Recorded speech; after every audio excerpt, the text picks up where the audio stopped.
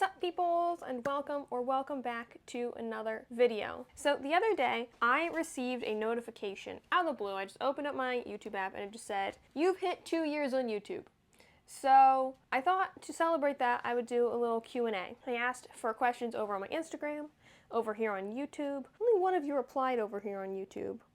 So I appreciate you, but like also I'm looking at the rest of you and I'm noticing. Oh, and actually, it's totally fine. I just want to clarify that was a joke. So let's just dive right into it because I'm trying to churn this out really quick before I have to go to work in the morning, which is, I know, the best way to bond with my subscribers is to rush. This is the third video I filmed this morning. Question 1. I love to write, but I have a hard time getting myself to do it.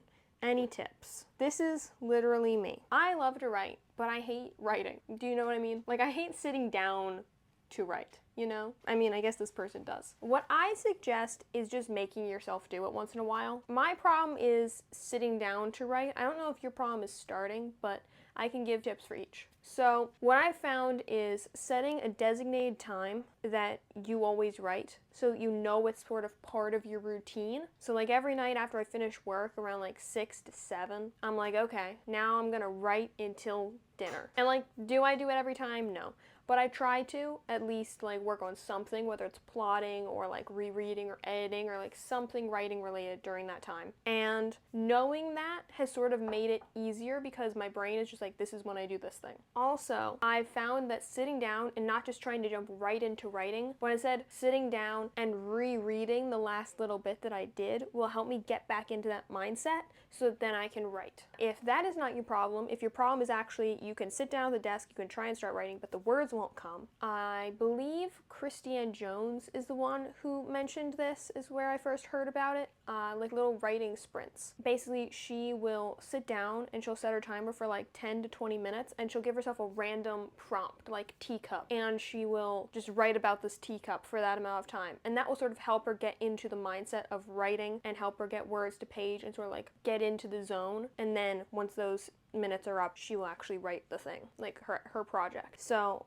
that would be my suggestions for that. What job do you want for your future? Well, obviously I want to be an author. I also really want to turn content creation into a full-time thing because I really enjoy it and I love vlogging, and I would love to be like an author slash vlogger slash like tips channel. Like basically what I'm doing right now, writing plus YouTube and Instagram, is what I want my job to be. So if you want to make that dream a reality, you could check out my Patreon. It is down in the description. There is a link. I post monthly vlogs, reading vlogs, writing challenges. I have yet to post a writing challenge and I'm planning to try and film one this weekend. There should be some of those coming out soon. And once it really gets off the ground and it becomes like a sustainable thing, we'll be able to put more time and effort into my channel, make better content, afford better supplies. These are dreams that I have. One day. If I couldn't do anything like that, probably just something I could work from home. I don't super mind monotonous, repetitive things, but I think that having to work not at home would be the hardest part of having to have like an office job. So I would like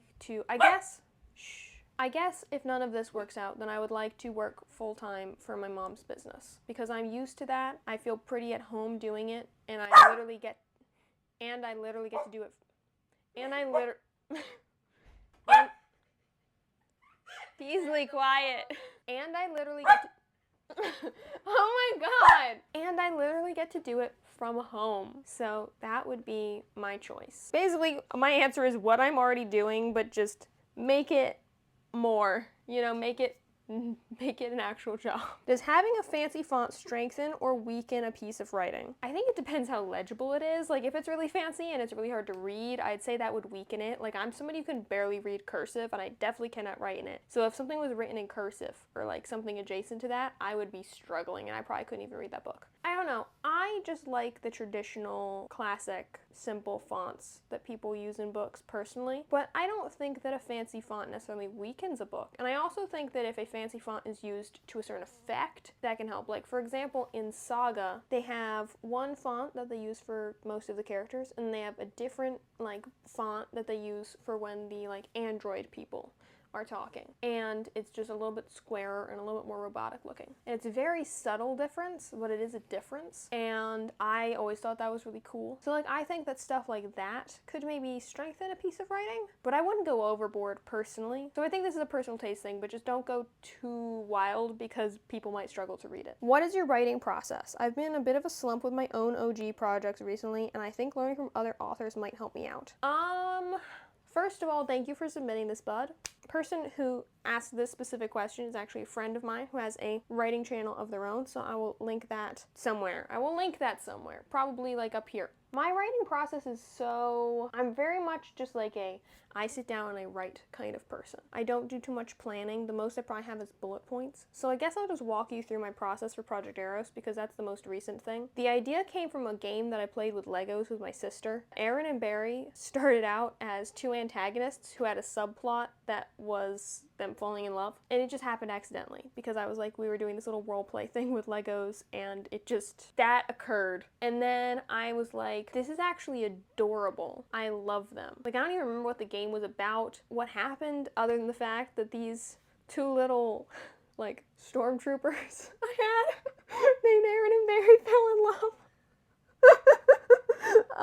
But that's where that started. And so I had this base idea, and then I decided I'm gonna make this into like a cute contemporary romance because I had just read Heartstopper. They didn't feel antagonistic to me once they'd had their little romance. I had the basis of their characters from there, but they actually changed so much over the course of writing it. Like, Aaron started out as this like stickler for the rules kind of guy, and in the book, he's the most like, who does homework kind of a person. So it really was just like this base vibe that I had, decided on a setting. I started outlining it. This was the first time I'd written a novel in a really long time, so I actually outlined it scene by scene. I wrote what happened in every single scene. And then that way I knew the pacing would be good, except the pacing was terrible and that's why I've had to rewrite it every time. But I thought that would make the pacing good. After like outlining the whole thing, I sat down, I started writing it. And I basically just looked at whatever it said happened in the scene, and then I just wrote. I'm very much a vibe person. I just kind of sit down and I write.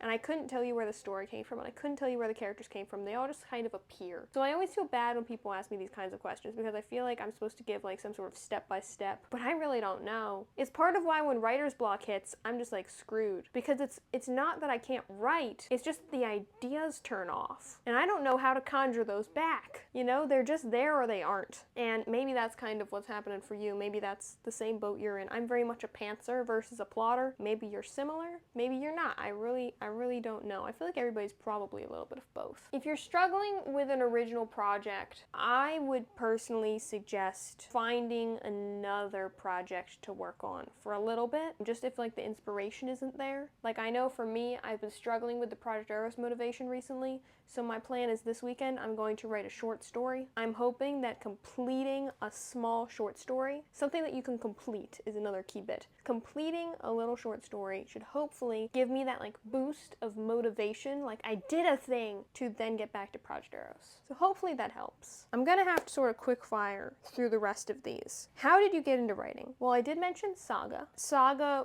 was the book that I read it, and it was like, oh no, I'm gonna be a writer. You know, like that was the moment I went from writing to trying to become an author. What was the last thing you read? The last thing I read was the third book in the Heartstopper series. The next thing I'm going to be reading is Funny Story by Emily Henry. I should have a vlog going up of that over on that Patreon I mentioned. What is one book you recommend?